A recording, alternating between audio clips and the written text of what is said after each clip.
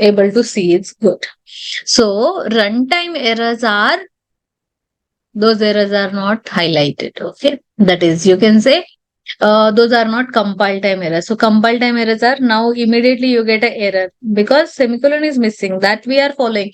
So now consider a situation, you have written everything correct and you have long code, like hundreds of lines of code, and there is some exception. Like at this line there is exception and your program is not further executing. Okay, run as Java application and it is not executing. There is exception and entire code, hundreds of lines of code is not getting executed. Is it okay, Neha? Tell me. Yeah, can you Because, repeat?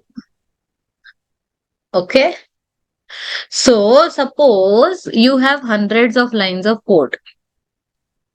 Okay, and your code is not executing because of the exception. Something occurred at runtime and your code is not working. Is that okay? No, yeah.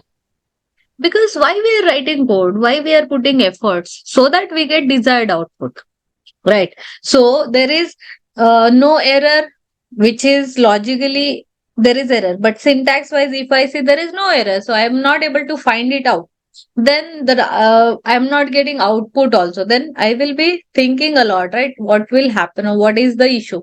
Then if you read at it, few things you can understand, few things are not easy to understand as well. So every time whenever we write a code, we have to make sure that we use proper try catch blocks, exception handling, so that runtime errors are also solved. So we have to think logically in advance that okay, this code might be creating some exception, so let me write in a try.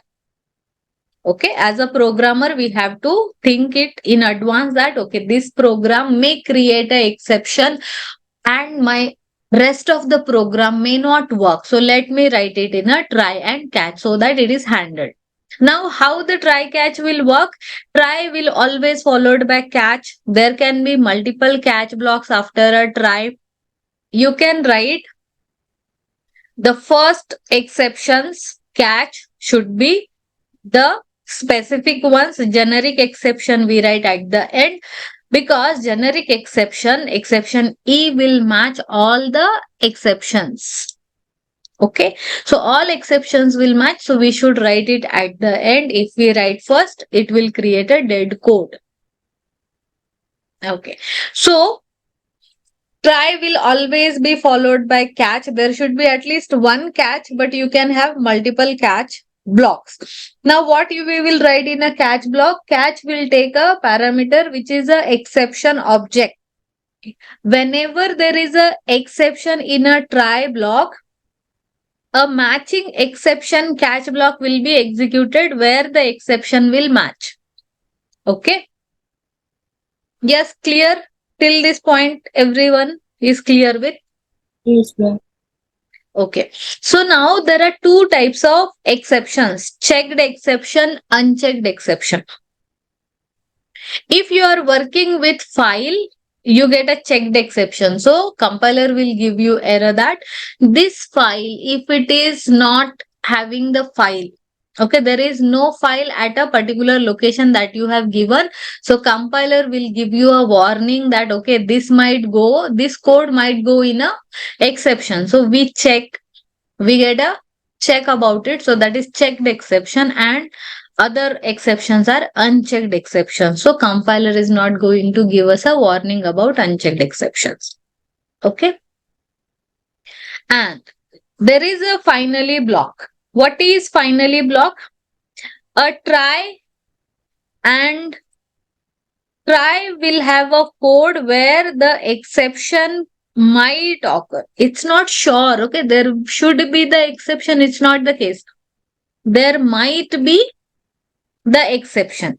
Then whenever there is a exception that is occurred, catch block will be executed, which is having matching exception object. Now we can write a finally block.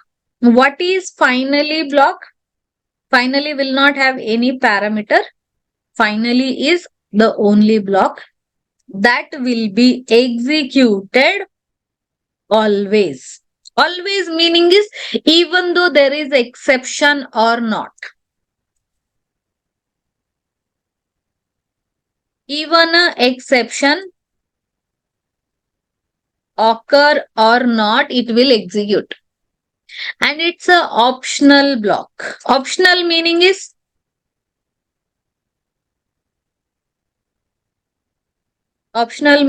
tell me. Can be there, it cannot be there. Like we may give it, we may Yes. not. Even you write, do not write, it will not affect at all. It is not going to change anything. So even if you do not write, finally try catch will work. There is no problem. Even if you write, there is no problem. Even if you do not write, then also no problem.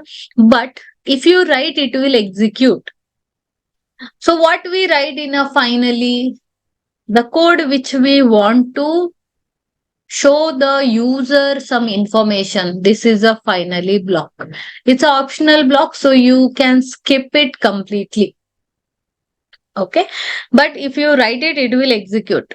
So in the output, you will get a print statement, whatever you write. So in finally, generally we print, this is a finally block. Okay. Finally block of this exception. So we can make sure that, okay, this exception finally block is executed. So there is exception or not will be understood by catch block statements are executed. So which catch block statements are executed, on that basis we can say, okay, this is the exception that occur and this is printed. Okay. So finally is an optional block and it will execute. Okay. Clear? So we get interview question. What is final and finally?